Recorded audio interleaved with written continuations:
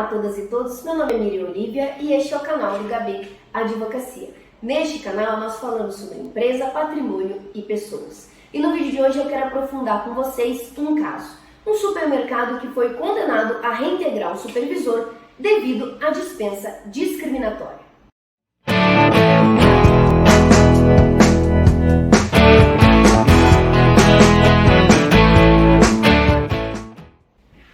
Recente das decisões aqui no nosso país, o TST, o Tribunal Superior do Trabalho, decidiu então pela reintegração de um supervisor que foi demitido por dispensa discriminatória. Vou explicar para vocês um pouco mais as particularidades deste caso, as consequências e por que você, empresário, precisa estar atento quando a gente está falando sobre organização do ambiente de trabalho. O que acontecia então dentro desse supermercado? A gente tinha um supervisor com 12 anos dentro dessa empresa, e ele já havia sido afastado em 2015, tá? Por licença devido à sua doença grave. Ele tinha uma doença que era obesidade mórbida, tá? E que acabava gerando então outras doenças que precisavam fazer o afastamento. Ele alegou no processo que ele havia sido demitido em virtude da discriminação por causa da sua doença. E este caso foi parar na Justiça do Trabalho. E subiram então as fases recursais e na segunda turma do Tribunal Superior do Trabalho foi compreendido que houve uma dispensa discriminatória desse supervisor. Por quê? O que eles observaram neste contexto? Que apesar de ele ter sido demitido e a empresa não ter falado nada, trouxeram ao processo várias provas que demonstraram que no dia a dia um gerente, outro supervisor, as pessoas falavam sobre a doença dele e diziam que ele não ia conseguir exercer as funções dele. Então, a discriminação não ocorreu só no ato, quando foi observado ali no processo, e sim no dia a dia, anos em que ele passava ouvindo isso, e que culminou então no momento em que ele foi demitido. E assim eles conseguiram comprovar que ele não foi somente demitido pela modalidade de sem justa causa, que é possível no nosso país, mas sim ele foi demitido porque ele possuía, então, a obesidade mórbida. É bem interessante ver que essa não é uma decisão nova sobre esse tema de doença e dispensa discriminatória. Como é que funciona aqui no nosso ordenamento para você caracterizar uma dispensa discriminatória? Primeiro é importante você entender que para você demitir o empregado, você tem dois caminhos, sem justa causa e com justa causa. Para ser com justa causa, quer dizer que você tem que justificar o porquê que você demitiu esse empregado. E precisa seguir a listagem que tem na lei, dizendo o que é uma causa que gera essa modalidade de rescisão. Então, por exemplo, indisciplina, incontinência de conduta e dentre outras. Existe um rol aí, que eu até já fiz um vídeo sobre isso aqui no canal. Tá? Você tem que ser um desses itens desse rol. Tirando essa possibilidade, as outras demissões são sem justa causa. A grande diferença entre essas duas, só fazendo um parênteses, é que se você demitir um empregado com justa causa, as verbas rescisórias são bem menores do que a sem justa causa. Tá? Com sem justa causa a pessoa sai então com várias verbas, com todos os seus direitos garantidos. Tá? Mas qual que é o problema? E aí que a gente entra nessa discussão da dispensa discriminatória. A pessoa, ela sofre a rescisão, então, sem justa causa, mas na verdade teve um motivo. E o motivo foi justamente uma discriminação.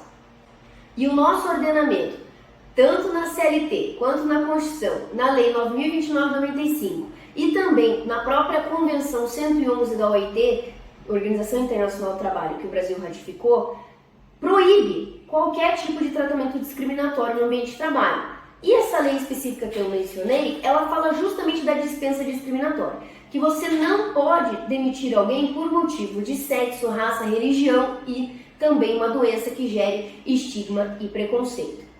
Então, no nosso ordenamento brasileiro, já há alguns precedentes que dialogam sobre essa temática. E um dos grandes casos que a gente trabalha é o caso da súmula 443, do TST, do Tribunal Superior do Trabalho. Este mesmo que julgou esse caso paradigma aqui do nosso vídeo. Inclusive, essa súmula foi citada nessa decisão do Tribunal Superior do Trabalho. E o que é essa súmula de forma breve para vocês? ela é uma decisão que ela consolida o entendimento do tribunal. E o entendimento do tribunal é que se o trabalhador possui uma doença que gere grande estigma ou preconceito, ou próprio HIV, que foi a doença HIV que gerou essa súmula, tá? Então eles citam a doença, mas eles falam ou outras doenças também que gerem estigma e preconceito. Se o trabalhador que foi demitido tem uma doença dessa, alguma dessas doenças, se pressupõe que a dispensa foi discriminatória. E daí é ônus, ou seja, a obrigação da empresa comprovar que não, que foi só sem justa causa ou com justa causa de acordo com o rol da lei. E foi justamente isso que aconteceu nesse processo.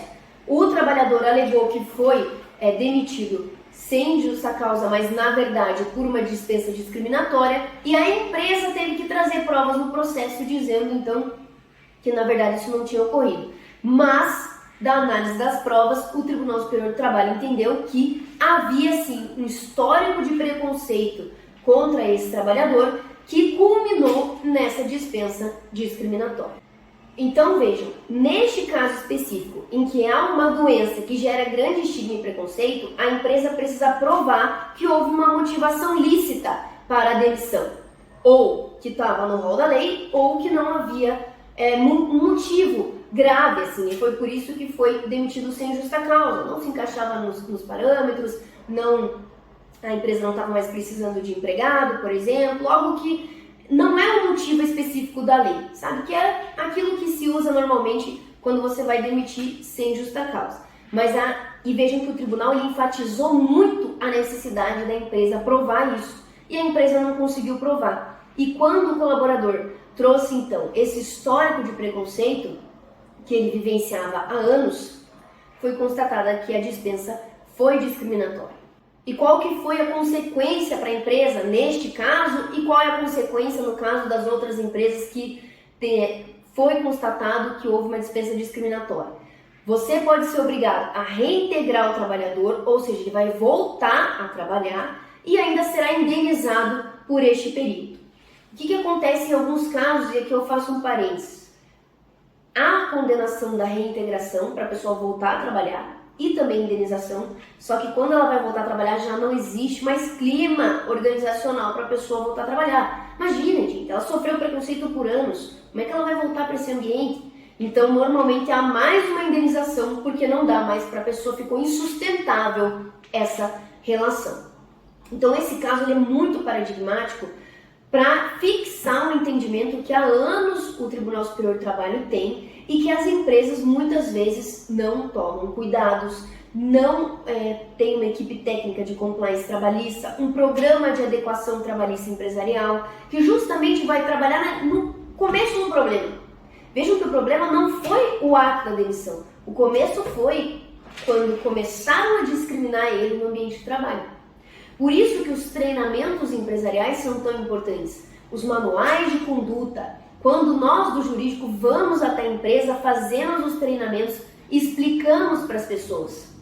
E quando há um colaborador que tem uma situação de uma doença de grave estigma e preconceito, é necessário dialogar com esse colaborador, dialogar com o gerente e o supervisor dele para adaptar o ambiente de trabalho, para que todos possam então fazer o seu melhor e prosperar na empresa. Então, o programa de adequação trabalhista empresarial ele vem justamente nesta ideia de a gente pegar e corrigir o problema na raiz para que ele não vire um problema recorrente na empresa.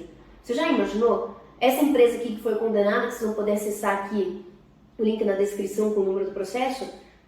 Imagina se isso se torna uma tradição da empresa, discriminar os colaboradores. Se isso vai para a mídia, como aconteceu justamente nesse caso, e a empresa agora precisa fazer uma gestão de risco, porque isso já está manchando a imagem da empresa. E quando os outros colaboradores não podem levantar denúncias depois desse caso julgado? É justamente nisso que a gente trabalha no programa de adequação trabalhista empresarial, para que a empresa termine, não deixe esse problema acontecer, para que você crie um ambiente em que as pessoas não sintam medo de justamente dialogar, de ter um ambiente saudável para que elas possam exercer o seu trabalho, você possa cobrar as metas, cobrar um bom desempenho, tudo de forma saudável, sem que gere indenizações, processos e tudo mais, tá? Muito obrigada a você que assistiu esse vídeo até aqui. Vou deixar na descrição um link do nosso blog com um texto que eu escrevi sobre esse caso e também o número do processo. Este é o nosso canal, estamos retomando na nossa terceira temporada e é um prazer ter vocês aqui novamente. Se você tiver uma dúvida, uma sugestão, pode mandar aqui nas nossas outras redes, inclusive há vários colegas e também há pessoas que colocam ali nossos clientes, nossos amigos, nossos parceiros, nossos ouvintes que trazem sugestões de caso que nós estudamos, analisamos e trazemos aqui para o canal para informar você como estão sendo as decisões dos tribunais e como que a gente pode gerir então o jurídico da sua empresa para adaptar e ficar cada vez melhor esse fluxo de desenvolvimento de trabalho. Muito obrigada e até a próxima!